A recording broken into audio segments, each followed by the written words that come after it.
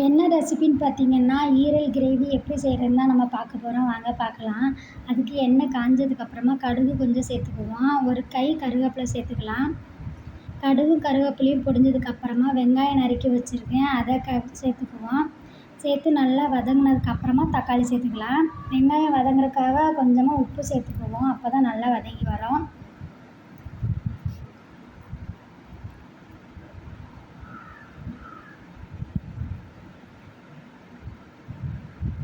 வெங்காயம் நல்லா வதங்கிருச்சு. இந்த டைமில் நம்ம தக்காளி சேர்த்துக்கலாம். 2 தக்காளி சேர்த்துருக்கேன்.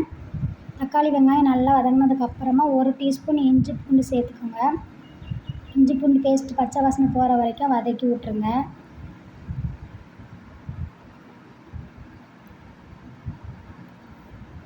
வெங்காயம் தக்காளி இஞ்சி பூண்டு பேஸ்ட் எல்லாமே நல்லா வதங்கிருச்சு. இந்த டைமில் நம்ம ஈரலை சேர்த்துக்கலாம். சேர்த்து 2 கிண்டி விடுங்க போதும். அதுக்கப்புறமா நம்ம மிளகாத்தூள்லாம் சேர்க்க ஆரம்பிச்சிடலாம். நான் என்ன மிளகாத்தூள்லாம் சேர்த்துருக்கேன்னா, வெறும் மிளகாத்தூள், கரம் மசாலா, தனியாத்தூள், சிக்கன் குழம்பு மிளகாத்தூள் இதெல்லாம் தான் சேர்த்துருக்கேன். இதெல்லாம் சேர்த்ததுக்கப்புறமா கொஞ்சமாக தண்ணி ஊற்றி அப்படியே மூடி போட்டுருங்க. ரெடி ஆயிரும். நல்லா எண்ணெய்லாம் பிரிஞ்சு ரெடி ஆயிடுச்சு. ஃபைனலாக கொத்தமல்லி இலை போட்டு இறக்கிடலாம் நம்ம.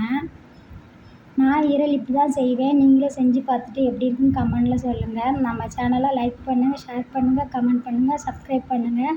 பாய்.